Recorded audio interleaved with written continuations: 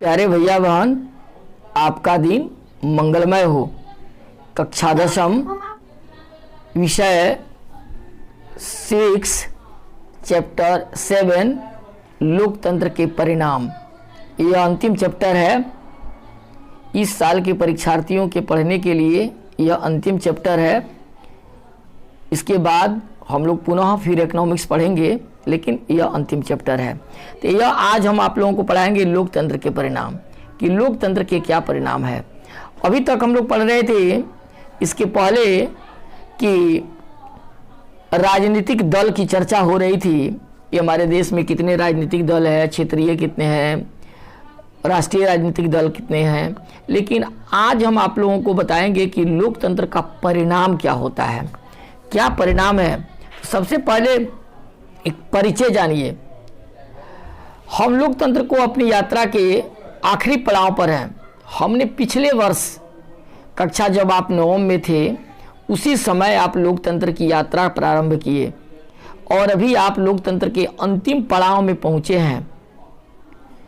विशिष्ट बातों की चर्चा से हम आगे जाने और कुछ सामान्य किस्म के सवाल पूछने का वक्त हम लोगों को मिला है, आ गया है। अब हम पूछेंगे, जैसे लोकतंत्र क्या करता है। पहला सवाल है कि लोकतंत्र करता क्या है, अथवा यह कि लोकतंत्र से हम अमूमन किन परिणामों की उम्मीद करते हैं, यानी लोकतंत्र से कौन परिणाम आने वाला है।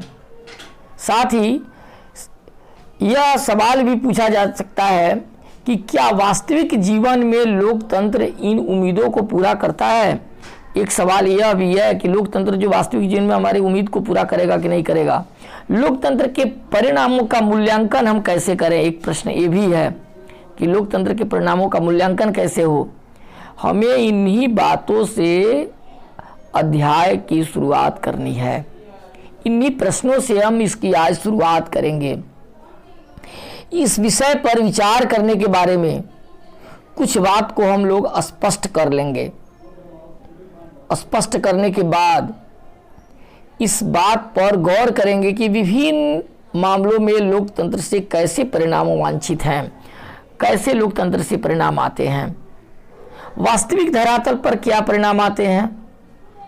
इसके लिए हम लोकतंत्र के विभिन्न पहलू, मसलन शासन के स्वरूप, आर्थिक कल्याण, समानता,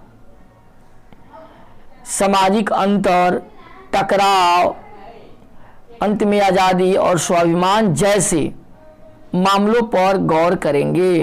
ये सारे मामले कैसे हमारे लिए उत्तम है, इन्हीं पर हम गौर करेंगे, इसी पर हम चर्चा करेंगे। हमें सकारात्मक परिणाम मिलेंगे, लेकिन परिणामों के साथ कई सवाल और शंकाएं भी हमारे मन में उठने लगी है। सवाल और शंकाएं लोकतंत्र के सामने बड़ी चुनौती बन करके है, सोचने के लिए उकसाती है, जिस पर हम अगले और अंतिम अध्याय में विचार करेंगे। अगर हमको पढ़ना होगा तो अंतिम अध्याय में इसको पढ़ेंगे। सबसे पहला क्वेश्चन आता है कि लोकतंत्र के परिणामों का मूल्यांकन कैसे करें। जो लोकतंत्र का परिणाम है उसका मूल्यांकन हम कैसे करें, इसकी जानकारी हम करेंगे। शायद आपको याद होगा 9 में जब हम लोग पढ़ रहे थे तो वहाँ हम मैडम लिंगदोह की चर्चा किए थे। छात्रों ने लोकतंत्र के बारे में कैसे बातें की थी, ये भी जानकारी होगा कक्षा 9 के पाठ्य पुस्तक में। देखिए, नतीजा यह निकला था कि लोकतंत्र शासन की अन्य व्यवस्था से बेहतर व्यवस्था है। जितने भी शासनीय व्यवस्था है उन सभी व्यवस्थाओं में लोकतंत्र की व्यवस्था जो है सबसे अच्छा है। आपको बताए थे लोकतांत्रिक शासन, राजतांत्रिक शासन, तो एक तानाशाही शासन, इस सब शासन से लोकतंत्र का शासन बेहतर है। तानाशाही और अन्य व्यवस्था ज़्यादा दोषपूर्ण है। लोकतंत्र में लोगों का शासन होता है, लोगों के प्रतिनिधि के द्वारा शासन किया जाता है, जबकि तानाशाही किसी एक व्यक्ति का शासन होता है, राजशाही किसी एक राजा का शासन होता है और वह वंशानुगत हो जाता है। लोकतंत्र को सबसे बेहतर बताया गया था क्योंकि देखिए, पहला, नागरिकों में समानता को बढ़ावा देता है लोकतंत्र। सबसे पहला कि नागरिकों में समानता को बढ़ावा देने का काम करता है। सभी नागरिक एक समान है, यह लोकतंत्र में ही है। व्यक्ति की गरिमा को बढ़ाता है। जब देखिए कि व्यक्ति की गरिमा बढ़ जाती है कब, जब चुनाव आता है, बड़े बड़े नेता जब गरीब से गरीब व्यक्ति के दरवाजे पर, गरीब से व्यक्ति के सामने जाकर के हाथ जोड़ता है और वोट की भीख मांगता है, तो शायद उस व्यक्ति की गरिमा बढ़ जाती है। इससे फैसले में बेहतर आती है। देखिए, लोकतंत्र में फैसले थोड़े देरी से आते हैं लेकिन बेहतर आते हैं। फैसले की व्यक्तिगत नहीं आते, सामूहिक रूप से आते हैं। टकराव को टालने संभालने का तरीका भी लोकतंत्र में है।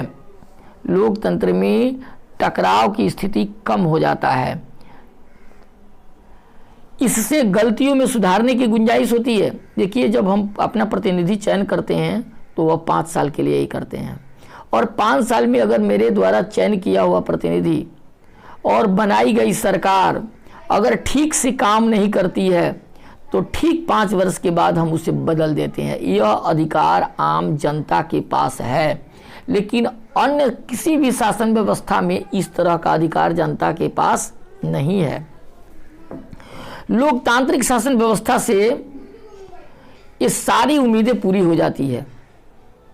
आसपास के लोगों से आप बात करें तो आपको मिलेगा कि अधिकांश लोग अन्य किसी भी वैकल्पिक शासन व्यवस्था की तुलना में लोकतंत्र को ज़्यादा पसंद करते हैं, ताकि लोकतंत्र की व्यवस्था में जनता को अपना शासक चुनने का अधिकार है और जनता को शासक को हटा देने का भी अधिकार है। लेकिन लोकतांत्रिक शासन के कामकाज से संतुष्ट होने वाली की संख्या उतनी बड़ी नहीं होती। हम एक दुविधा की स्थिति में आ जाते हैं। सैद्धांतिक रूप से अगर देखा जाए तो लोकतंत्र जो है, लोकतंत्र अन्य सभी व्यवस्थाओं से अच्छा माना जाता है। व्यवहार में हमें इतना अच्छा नहीं माना जाता। दुविधा के चलते लोकतंत्र के नतीजों पर ज़्यादा गहराई से विचार करना जरूरी हो जाता है। क्या हम सिर्फ नैतिक कारणों से ही लोकतंत्र को पसंद करते हैं? क्या नैतिक कारण से पसंद करते हैं, या फिर लोकतंत्र के समर्थन के पीछे कुछ युक्तिपरक कारक भी है?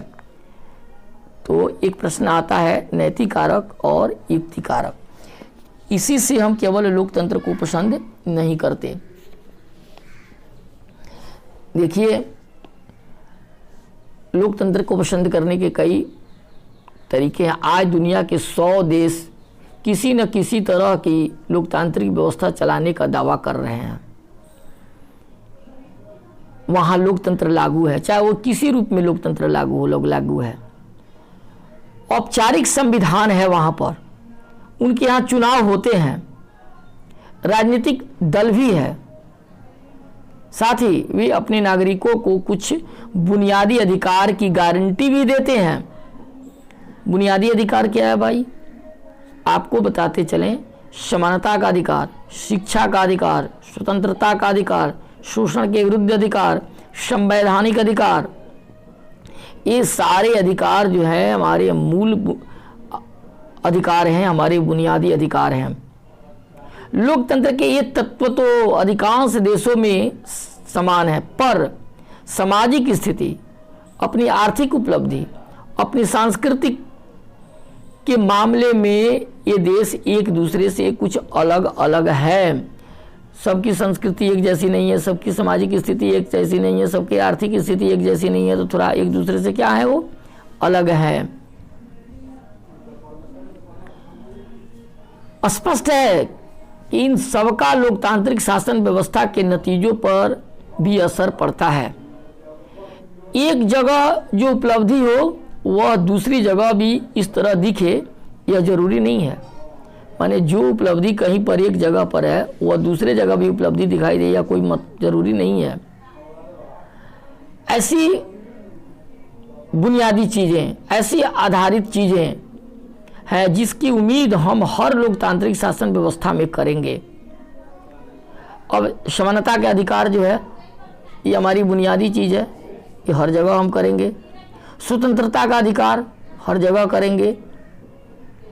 तो कई बार हम लोकतंत्र को हर मर्ज की दवा मान लेते हैं कि लोकतंत्र जो है सभी बीमारियों का दवा है, इससे हर चीज़ की उम्मीदें करने लगते हैं।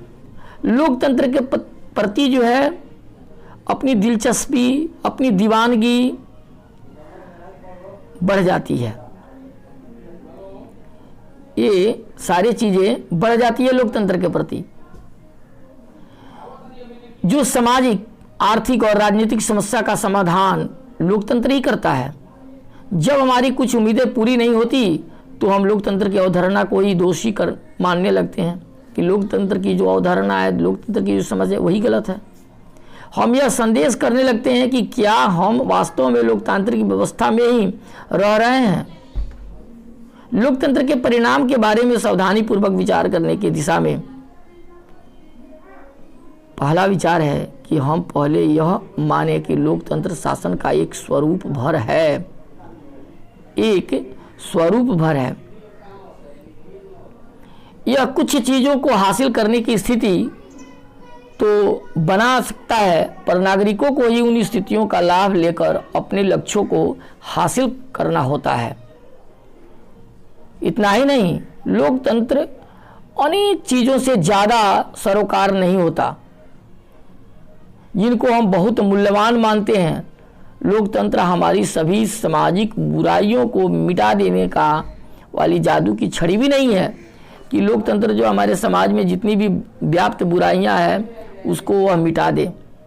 फिर भी हम उन कुछ चीज़ों को जांच करते हैं जिसकी उम्मीद हर लोकतांत्रिक व्यवस्था से की जा सकती है, और साथ ही लोकतंत्र के रिकॉर्ड पर भी नज़र रखते हैं। इस प्रकार से देखते हैं कि लोकतंत्र का परिणामों का मूल्यांकन जो है हम कई तरीके से करते हैं, और अन्य शासन व्यवस्थाओं से लोकतांत्रिक शासन व्यवस्था बेहतर है। तो आज के लिए इतना ही। धन्यवाद।